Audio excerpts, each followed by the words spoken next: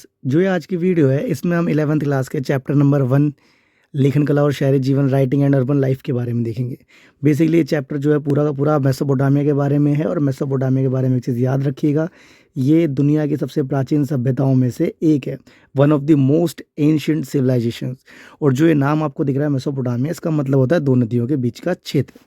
अब अगर इसके हम बेसिक क्वेश्चंस की बात करें, सबसे पहली चीज़ जो क्वेश्चन रहता है, मेसोपोटामिया किन दो नदियों के बीच में स्थित था। तो याद रखिएगा, जब आप इसकी दो नदियों की बात करोगे तो हमारे पास नाम आता है एक दजला नदी टाइग्रिस और दूसरी है फरात यूफ्रेटस। तो याद रखिएगा दो नदियाँ हैं और दोनों का काम अलग अलग है। जो दजला नदी थी ये रीजनल लेवल पर सारे यूज़ करने में काम आती थी, और जो फरात नदी है इसको एक वर्ल्ड रूट के रूप में, एक विश्व मार्ग के रूप में इस्तेमाल किया जाता था। दूसरा क्वेश्चन रहता है कि मेसोपोटामिया का वर्तमान भूक्षेत्र कौन सा है, या फिर ये कह लो कि आज के टाइम पे मेसोपोटामिया को किस नाम से जानते हैं। What is the current land area of Mesopotamia. तो इसका जवाब रहता है इराक गणराज्य, रिपब्लिक ऑफ इराक। आज के टाइम पर मेसोपोटामिया को इराक के नाम से जानते हैं। थर्ड क्वेश्चन रहता है मेसोपोटामिया की पहली ज्ञात भाषा कौन सी थी। What was the first known language of Mesopotamia. याद रखिएगा कई सारी लैंग्वेजेस आती हैं, सुमेरियन, अगदी वगैरह सब कुछ, बट जो फर्स्ट नोन लैंग्वेज आती है वो हमारे लिए कौन सी रहती है, सुमेरी या फिर सुमेरियन। याद रखिएगा ये सुमेरियन समुदाय के लोगों ने ही डेवलप करी थी। उसके बाद आगे बात करें तो हमारे पास नेक्स्ट क्वेश्चन रहता है मेसोपोटामिया में पुरातात्विक खोजों की शुरुआत कब हुई। When did the archaeological discoveries beginning in Mesopotamia. अब देखिए पुरातात्विक खोज का मतलब क्या होता है कि वहाँ पर खुदाई वगैरह, रिसर्च वगैरह कब स्टार्ट हुई। तो याद रखिएगा 1840 के दशक में। उसके साथ साथ मेसोपोटामिया का उल्लेख यूरोपियों के किस ग्रंथ में है। In which text of Europeans is Mesopotamia mentioned. तो याद रखिए ये है ओल्ड टेस्टामेंट। ओल्ड टेस्टामेंट जो है पार्ट ऑफ बाइबल है। अब देखिए 1 मार्कर के क्वेश्चन एमसीक्यू के फॉर्म में भी आते हैं और कई बार मैचिंग के भी। नेक्स्ट की बात करें तो नेक्स्ट रहता है मेसोपोटामिया में अधिकतर धातु कौन सी थी। What was the most common metal in Mesopotamia. कि मेसोपोटामिया देखिए पहली चीज़ उस टाइम पर ना, जब हम बात करते हैं लगभग लगभग पूरी जो कहानी है मेसोपोटामिया की 5000 ईसा पूर्व की है, यानी 5000 BCE की है। तो इस टाइम पर ज़्यादा मेटल्स नहीं थे, खासतौर पे आयरन तो बिल्कुल भी डिस्कवर्ड नहीं था। ठीक है, तो सबसे ज़्यादा यूज़ होता था जो कॉमन मेटल था वो था ब्रॉन्ज, कांस्य, और इसी टाइम पीरियड को हम कांस्य युग या फिर ब्रॉन्ज एज के नाम से भी जानते हैं। उसके अलावा वारका शीर्ष क्या था। वारका शीर्ष का मतलब ये इमेज आपको दिख रही है, ये है वारका शीर्ष, जो बेसिकली मेसोपोटामिया के एक शहर उरुक नगर में मिली थी। अब इससे क्वेश्चन कुछ भी पूछे, आपकी इन्फॉर्मेशन ये होनी चाहिए, ये एक सफ़ेद संगमरमर की स्त्री की मूर्ति है, white marble statue of women.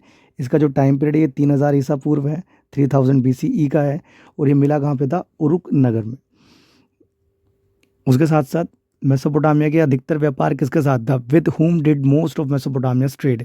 तो यहाँ पर नाम आते हैं तुर्की, ईरान या खाड़ी पार के देश, जो गल्फ कंट्रीज़ है उनके साथ ज़्यादा था।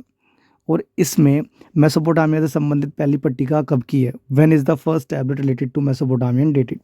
देखिए पहली पट्टिका का मतलब क्या है। अब देखिए कॉमन बात क्या है कि जो राइटिंग स्किल है, उस राइटिंग स्किल को हम मानते हैं कि ये डेवलप हुई है मेसोपोटामिया से, और डेवलप करने वाले कौन है, सुमेरियन लोग।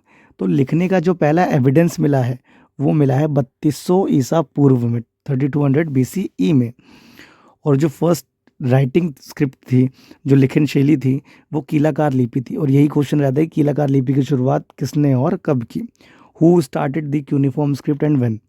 तो आंसर है रहता है आपका 2600 ईसा पूर्व में सुमेरियन समुदाय ने प्रॉपर लैंग्वेज। और इस टाइम पर जब हम 2600 ईसा पूर्व की बात करते हैं तो इस टाइम पर ज़्यादातर जो चीज़ें थी लिखने की वो आपकी डिक्शनरी में थी, हिसाब किताब में था, इन सब में यूज़ किया जाता था। उसके बाद चैप्टर में एक एनमार्कर नाम के राजा का जिक्र आता है, तो वो रहता है बेसिकली उरुक नगर का। एनमार्कर किस क्षेत्र का राजा था, तो जवाब याद रखिएगा उरुक नगर का। और इसी के साथ एक दूसरा नाम और आता है गुलगोमिश। अब देखिए मेसोपोटामिया के चैप्टर से ना आपको किसी भी राजा का नाम दे और पूछे किस राज्य का था, तो याद रखिएगा उरुक नगर। और इसकी एक एडिशनल डिटेल है कि उरुक नगर कितना बड़ा था, 250 हेक्टेयर का था। इन चीज़ों को नोट डाउन कर लीजिएगा। उसके बाद बात करें तो मेसोपोटामिया की बस्तियों का विकास कब हुआ, वो रहता है 5000 ईसा पूर्व में। और याद रखिए जैसे जैसे मेसोपोटामिया की बस्तियां डेवलप हुई हैं वैसे ही वहाँ के टेम्पल्स भी डेवलप हुए हैं, जिन्हें देवालय भी कहा जाता था। उसके अलावा नेक्स्ट रहता है हमारे पास 13th क्वेश्चन कि मेसोपोटामिया की मोहर का क्या आकार था। व्हाट शेप वर मेसोपोटामियन शील। जो मेसोपोटामियन सील है बेसिकली ट्रेड में यूज़ होती थी, जैसे आज फ्लिपकार्ट के बॉक्सेस पर फ्लिपकार्ट की टेप लगी हुई आती है ना, ऐसी उस टाइम पर मेसोपोटामिया से आप कोई चीज़ मंगवाते थे तो उस पर मेसोपोटामिया की सील लगी हुई आती थी। और जो उसकी शेप थी वो बेलनाकार थी, सिलेंड्रिकल शेप थी। उसके अलावा मेसोपोटामिया की शाही राजधानी कौन सी थी? तो जवाब रहता है मारीनगर। What was the royal capital of Mesopotamia? That was Mari town. Alashiya किस धातु के लिए प्रसिद्ध है? What metal was Alashiya famous for? तो आंसर रहता है तांबा। उसके अलावा बेबीलोन का क्षेत्रफल कितना था? 850 हेक्टेयर का। उसमें आगे बात करें तो हमारे पास लास्ट के 2 क्वेश्चन बचते हैं कि मेसोपोटामिया में सार्वजनिक पुस्तकालय की स्थापना किसने करी थी?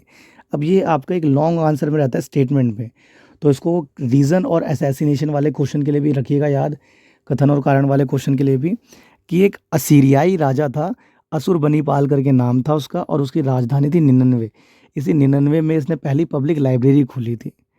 याद रखिए, मेसोपोटामिया का जो पहला पब्लिक स्कूल है, सार्वजनिक स्कूल है, वो मंदिर हुआ करते थे, और जो पहली पब्लिक लाइब्रेरी है वो कहाँ थी? निनन्वे में थी, और खोली किसने थी? असुरबनीपाल ने।